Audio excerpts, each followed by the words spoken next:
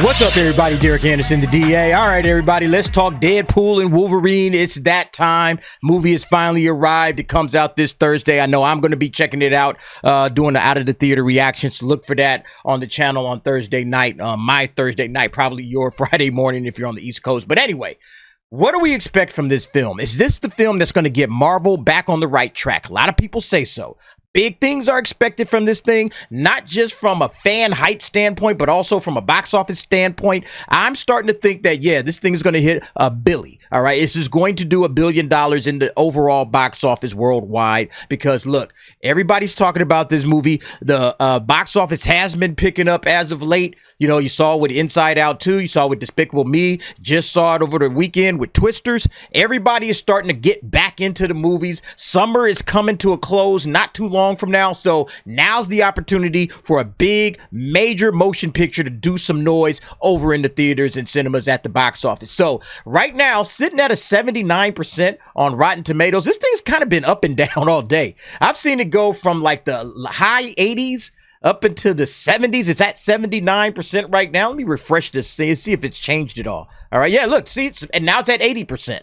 All right. At 80% on Rotten Tomatoes, 63% top critics. Look, we all know that the critics don't really mean that much, but it does kind of give some of the normies an indicator, okay? Because look, we're not the only ones watching movies. Normies go out to watch movies too, and they absolutely look at Rotten Tomatoes to see, hey, how is this thing doing? All right. So at 80%, that bodes well. That's good news. But at the same time, it's not like 90, you know, and you want this movie in the 90s somewhere so that you could get some repeat viewers, okay? Folks coming back again and again and again. So the number that's going to be over there on the right, the audience score, that's really going to be the score that matters. That's what everybody is going to have to watch. And look, most of the reactions, okay, most of the critic reactions that are coming out, the early reactions have been solid, all right?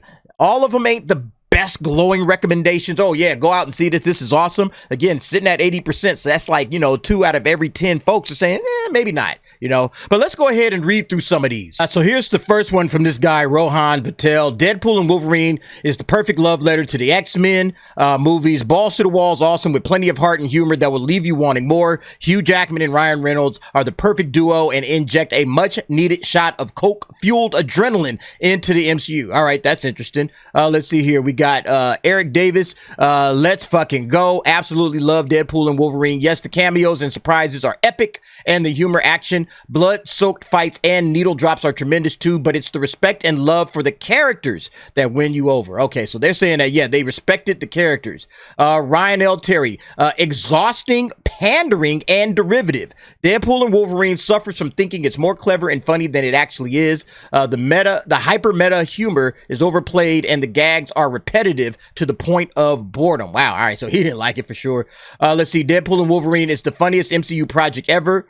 And of course, the goriest. Ryan Reynolds and Hugh Jackman together as these icons is incredible. It's not perfect, but it's a thrilling theatrical experience and a step in the right direction for Marvel. I like how these guys are admitting that, yeah, Marvel has kind of been stumbling as of late, you know, so it needed a shot in the arm, right? It's a step in the right direction. Yeah. Okay. Thank you for finally admitting what the rest of us already knew, is that the Marvel Cinematic Universe is a dumpster fire right now.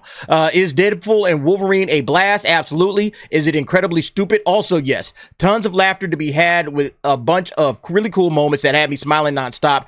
Shout out to Hugh Jackman for a fantastically vulgar and entertaining turn as Logan. All right. Deadpool and Wolverine is so stupid, but it is fun and has a cute message. I'm not sure it completely saves the MCU from the skid that they even acknowledge, but Hugh Jackman innocent. Okay, so see, look, again, we're seeing that the critics are coming out there admitting, hey, Marvel's in a bad place. They're saying maybe this is what it needs, but it doesn't save the MCU. And that's really the question. Is the MCU beyond saving right now? A lot of y'all is going to say, yes, it is beyond saving. Pull the plug. It's done. I think the MCU has an opportunity. We've been talking a lot about some of the folks that are coming over, specifically Terry Metalis. Yep, I've brought this up on a few occasions, thanks to the folks over at Film Threat, Chris Gore, also Verbal Riot. Marvel has Terry Metalis as the showrunner. Now, he's stepping in for the Vision series in 2026, but the word is that he's going to have a large sway over the shaping of the Marvel Cinematic Universe in a couple of years moving forward,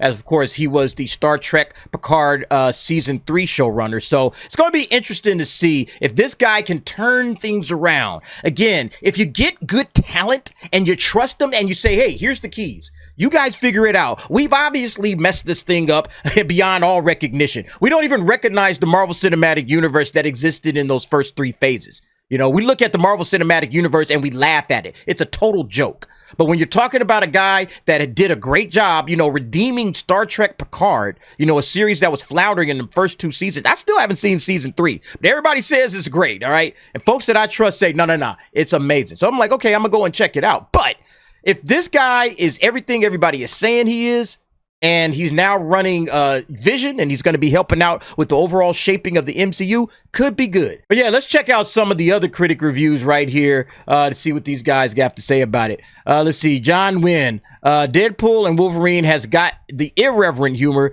lots of bloody, brutal action, a lot of inappropriate jokes. Ryan Reynolds in Deadpool as Deadpool and Hugh Jackman as Wolverine, they are the best at their game, okay? Deadpool and Wolverine is one of the most entertaining Marvel films I've seen in years, beyond hilarious, satisfying in terms of action and violence. It leaves you with this feeling of... I'm thinking feeling, but whatever. Feeling of fulfillment and payoffs to moments we've waited for years, a day one watch. This guy, Avil, offer a total blast, wildly entertaining, irreverent, and outrageously funny. Let's see a bad one. Here we go. Kyle Logan says, more than anything else, Deadpool and Wolverine is tiring. Wow. All right. And this guy, Robert Colger, openly admitting that these characters are coming into the MCU at a low point. Deadpool and Wolverine is a high point. It's a relentlessly outrageous blast handled with touching reverence. Okay, cool.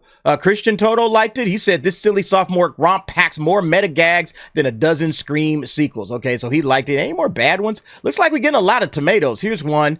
Serena Segadani from Loud and Clear Reviews. Deadpool and Wolverine feels like the opposite of what came before it, with a narrative that would appear to be driven entirely by 20th Century Fox Marvel characters Marvel might want to make movies about in the future. So, yeah, I mean, again, look, it seems like it's overwhelmingly positive just based on the number of tomatoes. I mean, we'll have to see how this thing shakes out, but ultimately, the question is, can they get Marvel back on track? That's really the question.